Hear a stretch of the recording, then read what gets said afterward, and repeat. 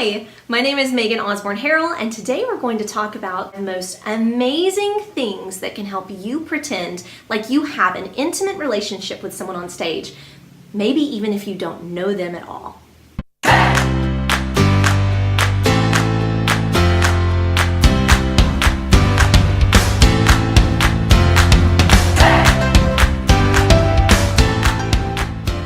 One of the most difficult things as an actor is pretending like you're in love on stage, or pretending like you have a really close relationship with someone on stage when you don't in real life.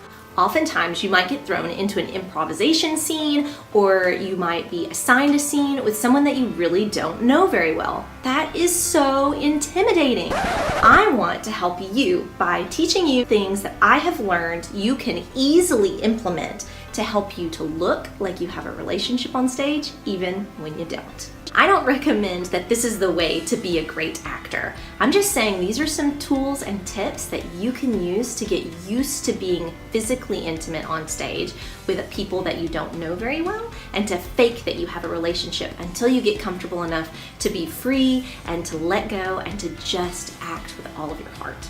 So today we're going to talk about physical touch. Physical contact does fall underneath the umbrella of body language, but I feel like it's important to differentiate the two, because you can easily say use body language and then never think about how you actually touch someone.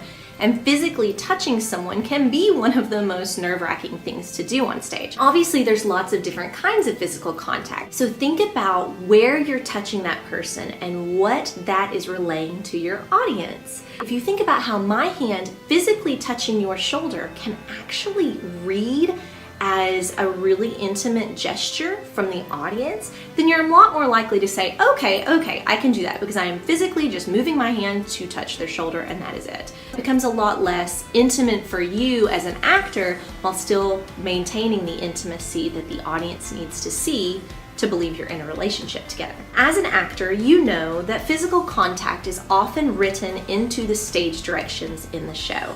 But just because it's not written in there doesn't mean that you can't add it as an actor or as a director who's creating blocking. In fact, what I usually do when I direct a show is I basically ignore all of the stage directions in the entire show unless it's something that's really required. And I make up all my own stage directions. I find that making your own blocking up is more powerful often than even what's written in the script, especially if you think about what type of actor is playing that particular character. So using physical contact on stage is an amazing way to fake that you're in a relationship with someone, even if it's not already written in the stage directions. Again, I'm not just talking about being in love with someone. I'm also talking about parent and child relationships, or best friend relationships, or even people who used to be best friends but are now enemies, and how you tend to have a real familiarity with someone who you used to be best friends with, and yet you're mad at them now. So you hold back a lot of the physical things that you might do if you had that familiarity in the past but don't anymore. It isn't actually just touching someone. It's also reaching out to touch someone and then not. That can say so much. Let's imagine guy and girl relationship. They're both in love with each other, but neither realizes that the other is in love with them.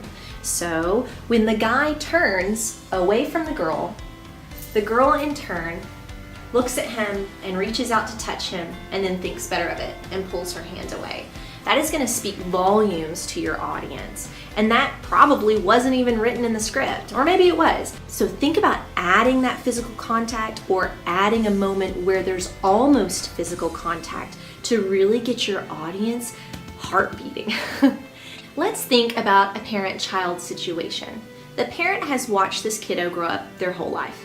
So even if in the show, the character, the child, is an adult and the parent is like a grandparent, that adult figure, that mom or dad figure, might still treat the son or daughter as a kid. They might do things that you would do to a kid, like playing around with them, like pat them on the head, or help them do something like physically, like picking up their stuff and handing it to them, being helpful to their child. In a mother-child relationship, you're much more likely to see the mom have no qualms about being physically affectionate to the kiddo. but a father often in plays is written to have a lot of difficulty being affectionate. So think about what that means as far as physical touch goes. A dad might pat the kid on the head or pat him on the shoulder, showing that they don't feel comfortable showing affection. But a mother figure might easily touch the child's face or a part of their arm that's more intimate without any thought about it. Touching someone on the upper back or on the shoulder is not a very intimate place to touch them, but touching them here in their mid-arm or here on their forearm and especially on their hand is going to show much more intimacy. Also, along with physical contact, think about the duration of the contact.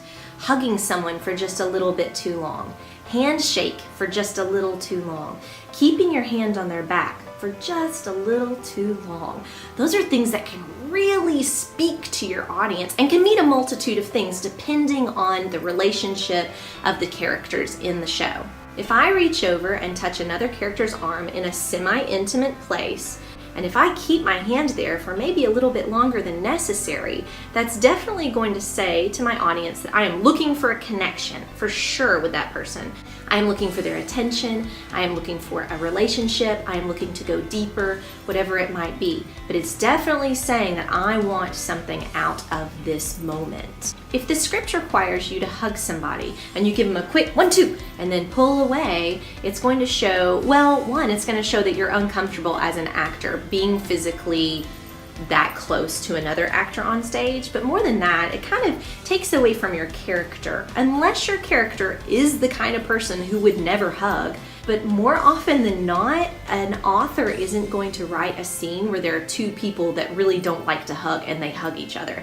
One person is probably going to love to hug and the other person is not going to want to. So you see that pull, and that's what makes a scene really interesting. So be sure to maximize on that. If you're supposed to hug that person and you're not supposed to let go, don't think about it like it's a romantic moment. Try to think about the dynamic of it. Try to think about the actual movement of it. That you are physically hug, 2, 3, 4, let go. If you can think about it in a little bit of a mathematical way, like counting it out how long you're supposed to hug the person, at least until you get used to doing it on stage, it's a great way to fake a relationship. So think physically, what can I do with my hands? How can I touch this person? And what body part am I touching them in? And how does that read? And then think about, how can I not touch this person and make it real obvious to the audience that my desire is to be close to them, but I'm too nervous to do that as my character. So now let's talk about legs. If you're touching someone's leg, let's say sitting next to them, and you turn your body so that your knee touches theirs, that is a very clear indication to your audience that you are interested in that person or that you care about that person. Now, this could be a lot of different intimate relationships. It could be a parental-child relationship, it could be a best friend relationship, it could be a love relationship. But it's sweet, it's innocent, and it really reads on stage. Now, touching foot to foot is a very intimate something that you would do. Not very many people love to touch other people's feet, even with their own feet. So this would definitely be something that you're indicating that you love that person or that you really want more of that person. So just leaning over and putting your foot out so that your foot and their foot are side by side is going to show a lot of interest. One more thing about physical contact that I feel like I have to mention. So sometimes scenes include kissing. So if you've never kissed anybody before, but you're required to kiss someone on stage, do think that it needs to be the most natural thing possible. Take it slow and don't do the duck face as you're going in for the kill. Your body should be relaxed and your mouth should be relaxed as you go in to kiss the person. This is going to help it look a lot more natural from the audience.